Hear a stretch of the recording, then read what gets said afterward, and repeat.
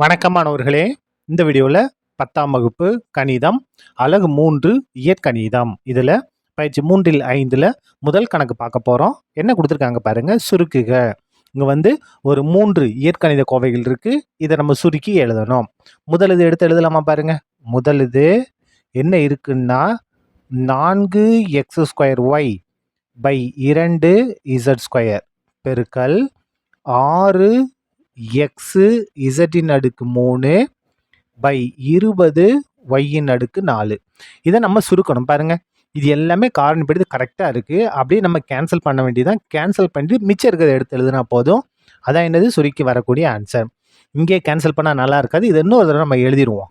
4x² by 2z² பெருக்கல் 6x z-3 by 20 y-4.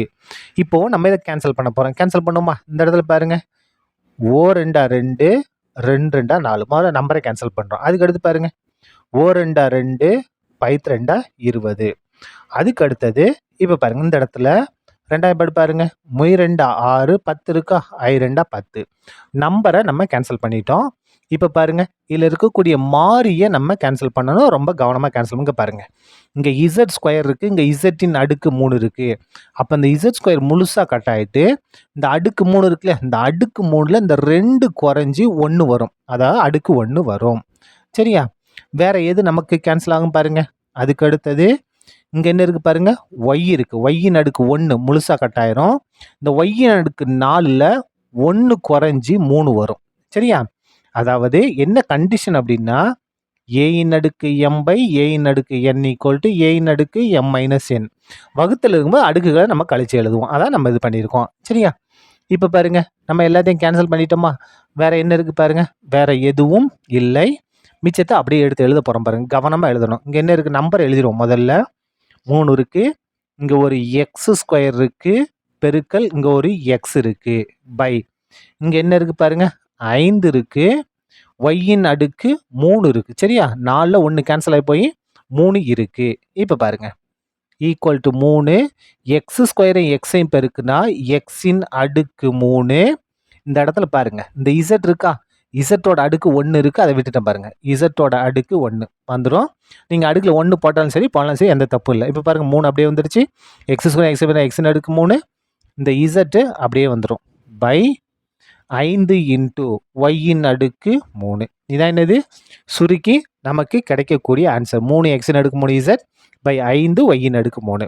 முதல் இதை முடிச்சிட்டோம். அப்படியே ரெண்டாவது ஆரம்பிக்கலாமா பாருங்க. ரெண்டாவது இது என்ன கொடுத்துருக்காங்க, கொடுத்து எடுத்து எழுதுவோமா?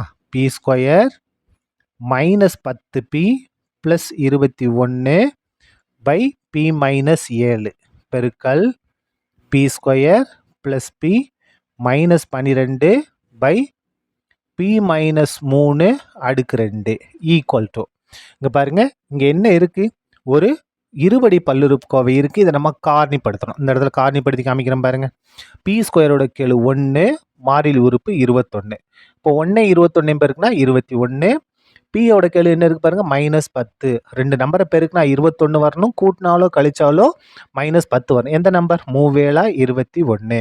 இங்கே நடுவில் மைனஸ் இருக்குது. அப்போ 2 காரணிக்குமே மைனஸ். பாருங்கள், மைனஸ் ப்ளஸ் 3 21. ஒரே குறி கூட்டுவோம். கூட்டினா 10, மைனஸ் இருக்குன்னா -10. சரியா போச்சா? பை இப்போ பாருங்க, இந்த ஸ்கொயர் இருக்குல்லையா, அந்த ஸ்கொயருக்கு ஒரு இதில் அடுக்க விட்டுட்டு அடிமானத்தில் எழுதணும். அடிமானத்தில் p இருக்கா, p அப்போ இதை காரணிப்படுத்த நமக்கு என்ன வருது, p-3 இன்ட்டு p-7 பை இந்த பகுதியில் இருக்க p-7 அப்படியே வந்துடும். சரியா? இவ்வாங்க பெருக்கல். இதை நம்ம காரணிப்படுத்த போகிறோம். காரணிப்படுத்துவோமா? பாருங்க, அதே மாதிரி தான் ஐ மாதிரி போட்டு காரணிப்படுத்த போகிறோம். p² கெழு 1, மாறிலி உறுப்பு -12. அப்போ 1 பெருக்கல் -12. 2 பெருக்குனா என்ன வரும்? -12 தான் வரும். p-யோட கெழு என்ன இருக்குது? 1. p-யோட கெழு 1. அப்போ 2 நம்பரை பெருக்கும்போது நமக்கு என்ன வரணும்? -12 வரணும். கூட்டினாலோ கழிச்சாலும் 1 வரும். எந்த நம்பர்? 4 12. நமக்கு 1 வேணும் இல்லையா? அதாவது ஓரத்தில் என்ன இருக்குது, கடைசியில் மைனஸ் இருக்குது. அப்போ சிறிய காரணிக்கு மைனஸ் கொடுத்துட்டோம்னா நமக்கு கரெக்டாக இருக்கும். நமக்கு +1 வேணும். அப்போ எதுக்கு மைனஸ் கொடுக்கும்? சின்ன நம்பருக்கு மைனஸ் கொடுத்தா தான் +1 வரும்.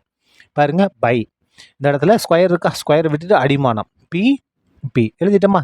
அப்போ இதை காரணிப்படுத்தினா என்ன வருது பாருங்க, P plus 4 into P minus 3 சரியா? பை இது அப்படிதான் இருக்குது, எந்த பிரச்சனையும் இல்லை. பி மைனஸ் 3 அடுக்கு 2. இப்போ பாருங்கள் நமக்கு எது கேன்சல் ஆகும்? இந்த P minus 7 P minus 7 cancel ஆயிரும். இந்த பி மைனஸ் 3 கேன்சல் ஆயிரும். இந்த அடுக்கு இருக்கா, இந்த அடுக்கு என்ன ஆயிரும்? 2ல் 1 குறைஞ்சிடும். ஏன்னா இங்கே அடுக்கு 1 தான் இருக்குது. அப்போது இந்த பி மைனஸ் 3ம் இந்த அடுக்கில் 2 இருக்கா, 1 குறைஞ்சி 1 வந்துடும். இப்போ பாருங்கள் இந்த பி மைனஸ் 3ம் இந்த பி மைனஸ் 3 கேன்சல் ஆயிரும். மிச்சம் எது மட்டும் இருக்குது? பி ப்ளஸ் 4 மட்டும் இருக்குது. இதான் என்னது?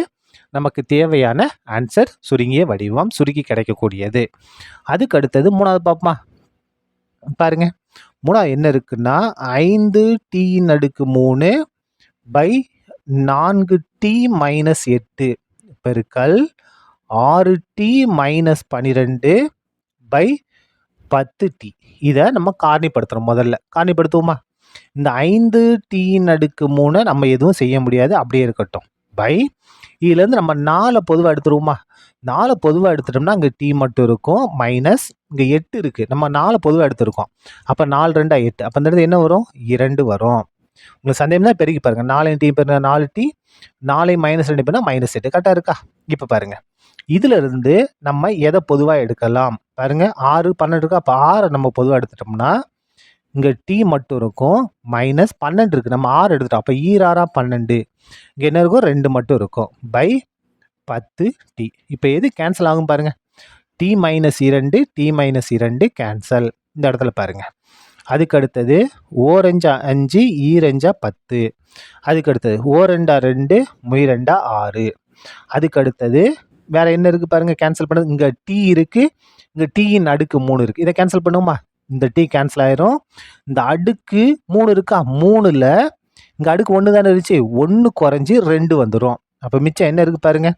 இந்த இடத்துல ஒரு 3 இருக்குது, இங்கே டி ஸ்கொயர் இருக்குது. கவனமாக எடுத்து எழுதணும். எடுத்து எழுதும்போது சரியா? பகுதியில் என்ன இருக்குது பாருங்கள்? இங்கே ஒரு 4 மட்டும் இருக்குது. இதான் என்னது? நமக்கு தேவையான ஆன்சர், சுருக்கி கிடைக்கக்கூடியது. சரியா? அவ்வளோதான். இந்த கணக்கு முடிந்தது. நன்றி.